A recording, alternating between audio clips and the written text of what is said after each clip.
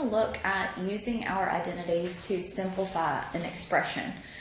And then we're going to verify identities tomorrow. So, simplifying a trig expression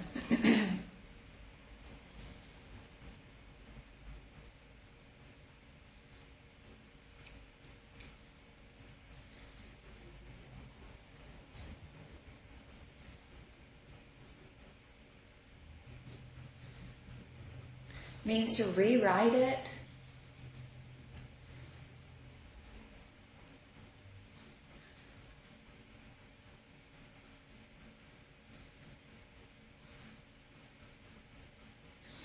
as a numerical expression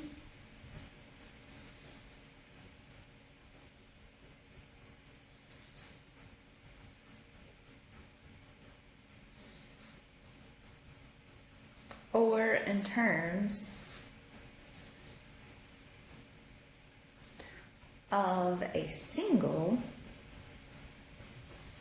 trig function.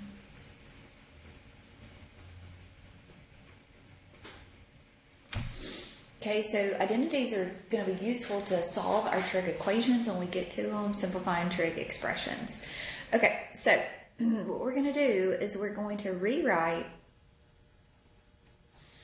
using reciprocal identities or quotient identities.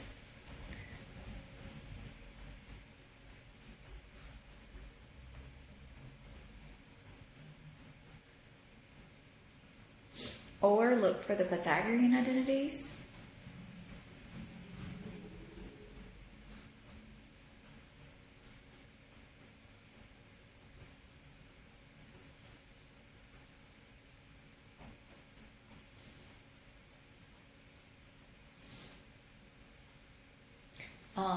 You'll combine fractions by getting a common denominator.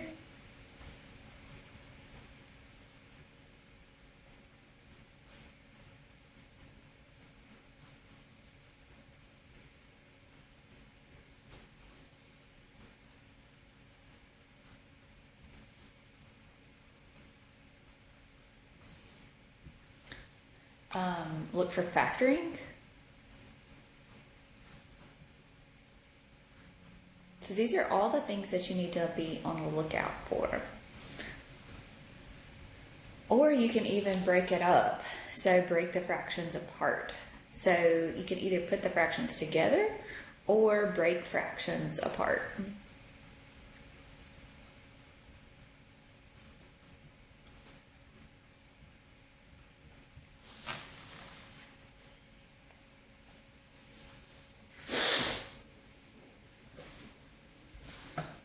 Okay, so these are some things to be looking for when we want to simplify. Okay. All right, so let's look at an example here.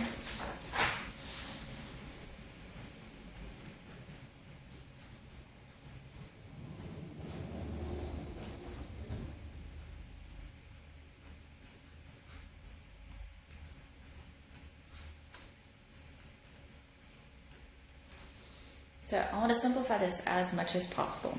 All right, so knowing your identities is key here. So secant is 1 over cosine. We don't want to change sine into a reciprocal identity. Tangent can be changed into sine over cosine. Right? All right, so most of the time we want to change it in terms of sine and cosine. So let's look here. So sine times sine is a sine squared. And this is 1 times cosine is cosine x. All right, we have a common denominator already, so I can rewrite this as 1 minus sine squared over just a cosine, because I have a common denominator. What is this 1 minus a sine squared? That is the Pythagorean identity. Just rewritten.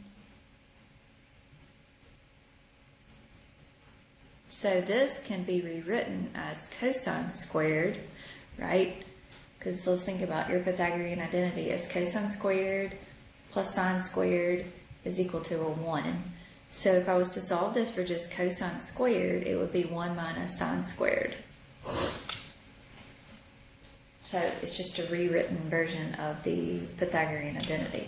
So 1 minus sine squared is going to be cosine squared. So this is going to be cosine squared over cosine. And then right here, what happens to one of your cosines? They go away. So you're going to be left with cosine x.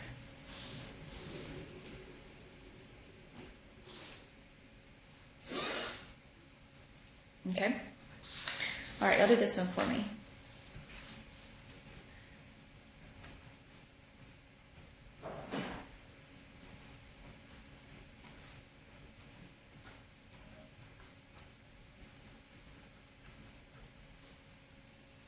So sine theta plus cosine times tangent. Okay, so don't want to rewrite sine, so we're going to have sine of theta plus cosine of theta. And tangent is sine of theta over cosine of theta, right? It's a quotient identity. So quotient identity is sine over cosine, like that. So you can just replace that tangent with sine over cosine. So that's kind of, sometimes our goal is to rewrite it as sine and cosines, and then we can simplify it a little bit easier.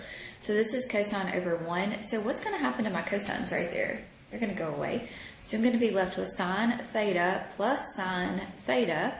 If I add this together, this becomes 2 sine theta.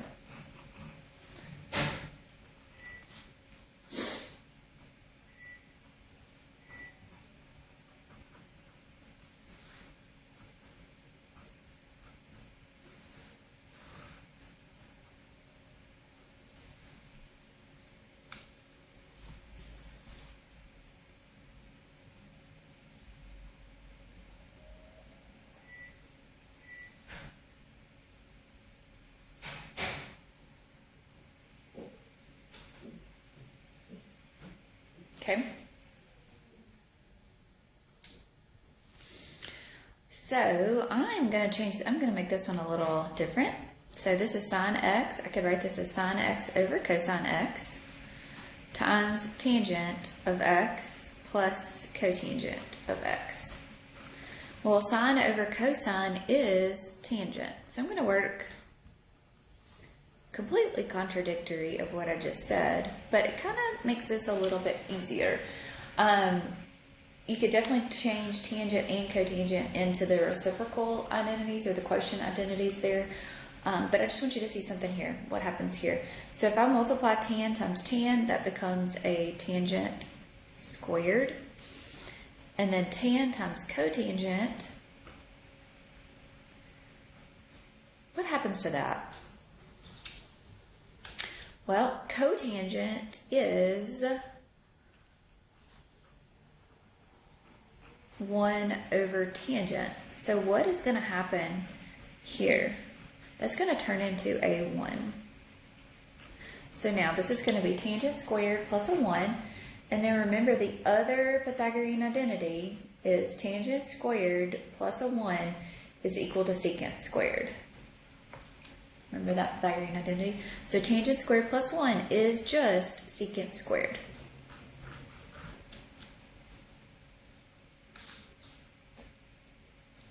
Good deal?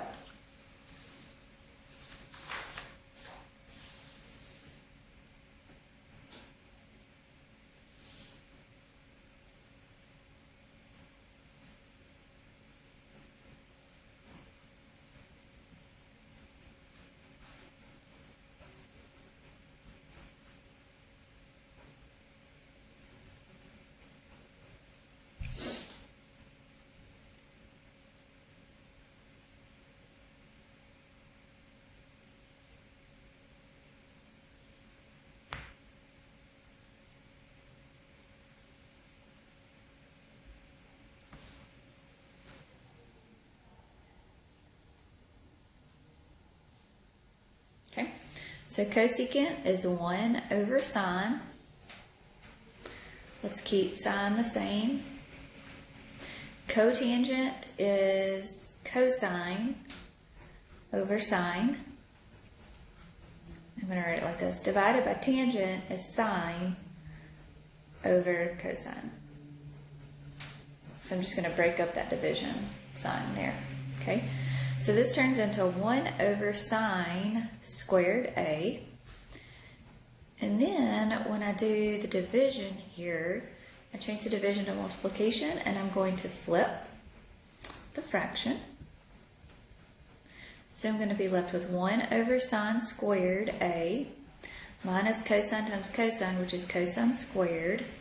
Sine times sine is sine squared.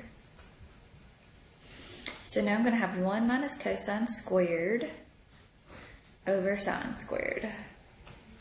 Well, 1 minus cosine squared is a sine squared.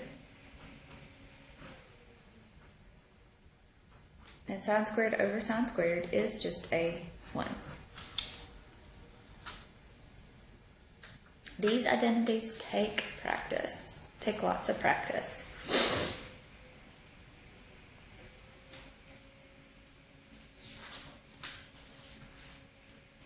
And then we're going to be throwing all kinds of different identities.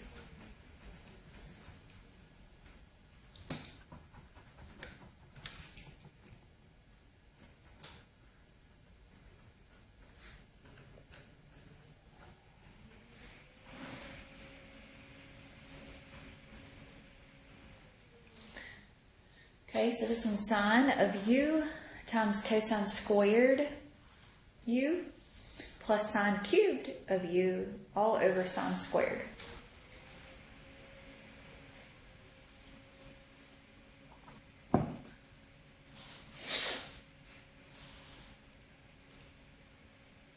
Okay, so I'm going to try to factor this one. So if I factor out a sine, I'm going to be left with a cosine squared u plus a sine squared u all over a sine squared u.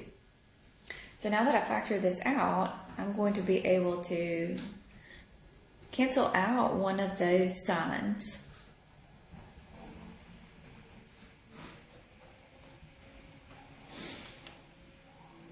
Cosine squared plus sine squared is the Pythagorean identity.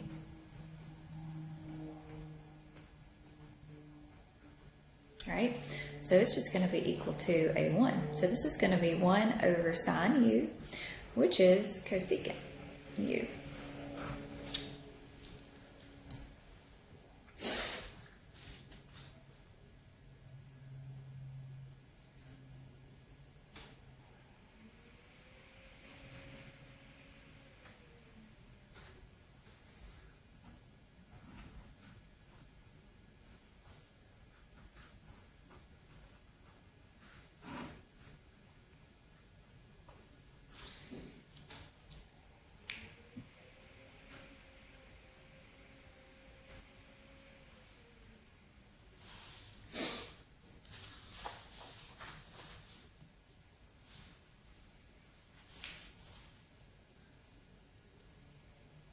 Okay, so let's look at this one. So we can separate this and make this cosecant b over cosecant b minus sine b over cosecant b. So I can split that fraction up. So cosecant over cosecant is 1.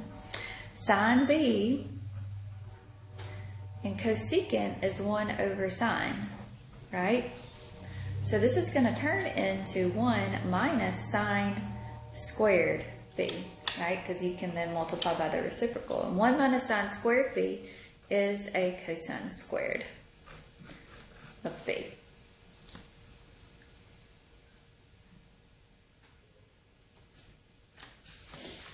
So the key to this is knowing your identities. Okay? So tangent of alpha over secant of alpha minus cosine of alpha. So try that one for me.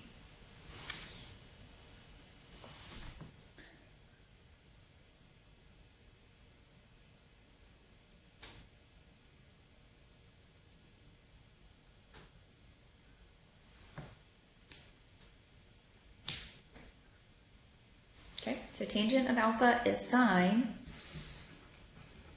over cosine. Secant of alpha is 1 over cosine. And we don't want to change this one. Yeah. So this is sine of alpha over cosine of alpha divided by 1 minus cosine of alpha minus cosine. So I need to get a common denominator here. So this is going to be sine of alpha over cosine of alpha divided by 1 minus cosine squared alpha. I don't know what I just wrote right there. Okay, so I got a common denominator of cosine, so I multiply the numerator by cosine there. So now I can change the division to a multiplication. So I'll have sine alpha over cosine alpha times cosine alpha over 1 minus cosine squared alpha. Well, what is 1 minus cosine squared alpha? Is sine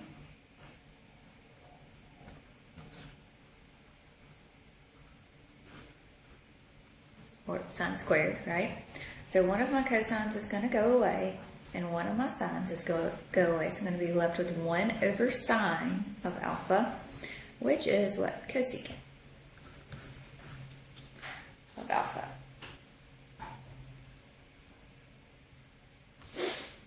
Okay.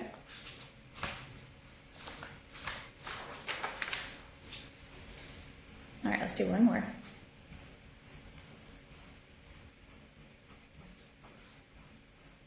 And then I'm going to let you work on your homework.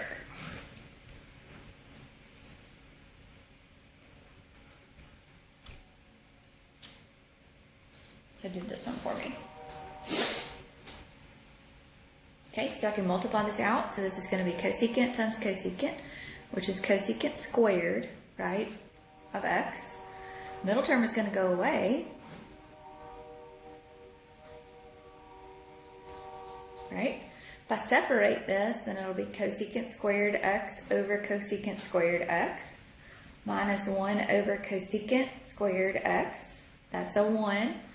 1 over cosecant squared is going to be a sine squared, and 1 minus sine squared is a cosine squared. Good deal? All right, so take some practice, start working on your homework, and if you have any questions on this, let me know. Y'all have a great day.